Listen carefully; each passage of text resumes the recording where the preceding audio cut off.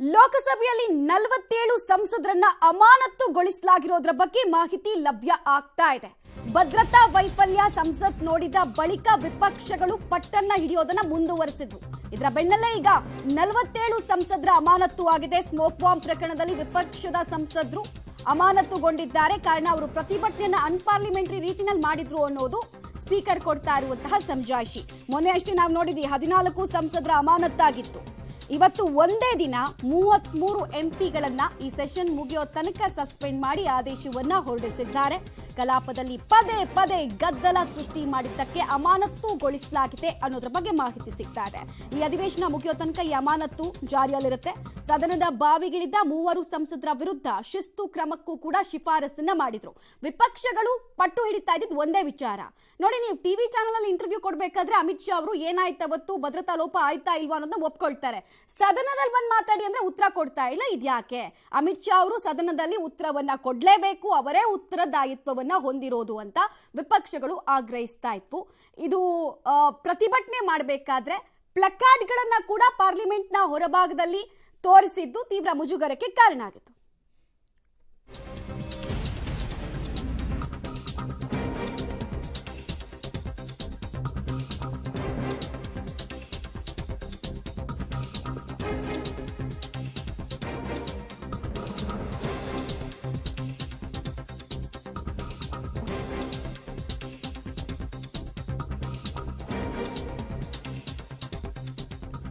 ಗೃಹ ಸಚಿವ ಅಮಿತ್ ಶಾ ಹೇಳಿಕೆಗೆ ವಿಪಕ್ಷಗಳು ಒತ್ತಾಯವನ್ನ ಮಾಡ್ತಾನೇ ಇದೆ.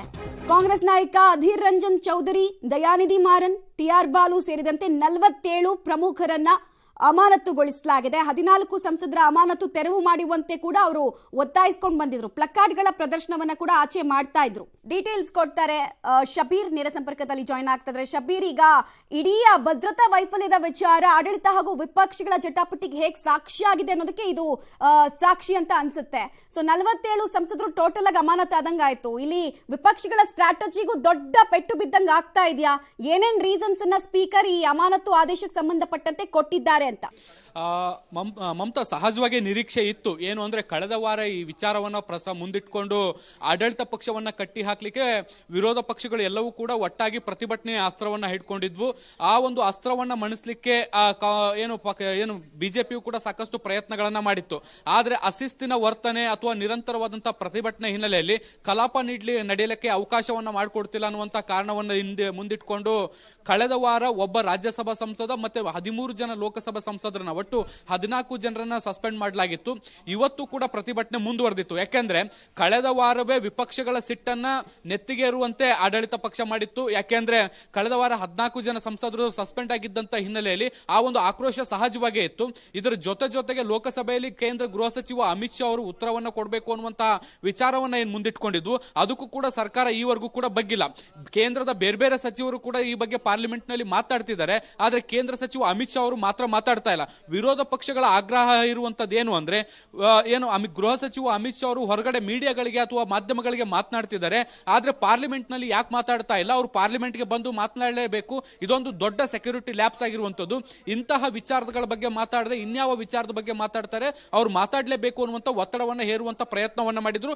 ಅದರ ಮುಂದುವರಿದ ಭಾಗವಾಗಿ ಇವತ್ತು ಕೂಡ ಪ್ರತಿಭಟನೆಗಳು ಮುಂದುವರೆದಿದ್ದು. ಇವತ್ತು ಕೂಡ 2 ಮುಖ್ಯವಾದಂತಹ ವಿಚಾರಗಳಿತ್ತು. ಅದು ಏನು ಅಂದ್ರೆ ಈ ಹಿಂದೆ ಅಮಾನತಾಗಿರುವಂತಹ ಎಲ್ಲ ಸಂಸದರ ಆದೇಶ ಏನಿದೆ ಅದನ್ನು ವಾಪಸ್ ಪಡಿಬೇಕು ಅನ್ನುವಂಥದ್ದು ಒಂದು, ಜೊತೆಗೆ ಕೇಂದ್ರ ಗೃಹ ಸಚಿವ ಅಮಿತ್ ಶಾ ಅವರು ಮತ್ತೆ ಸಂಸತ್ನಲ್ಲಿ ಮಾತಾಡಬೇಕು ಅನ್ನುವಂತಹ ಒತ್ತಾಯವನ್ನ ವಿರೋಧ ಪಕ್ಷಗಳು ಮಾಡಿದ್ವು. ಈ ಒಂದು ವಿಚಾರ ಲೋಕಸಭೆ ಮತ್ತೆ ರಾಜ್ಯಸಭೆಯಲ್ಲಿ ಕೋಲಾಹಲ ಎದ್ದೇಳುವಂತೆ ಮಾಡಿತ್ತು.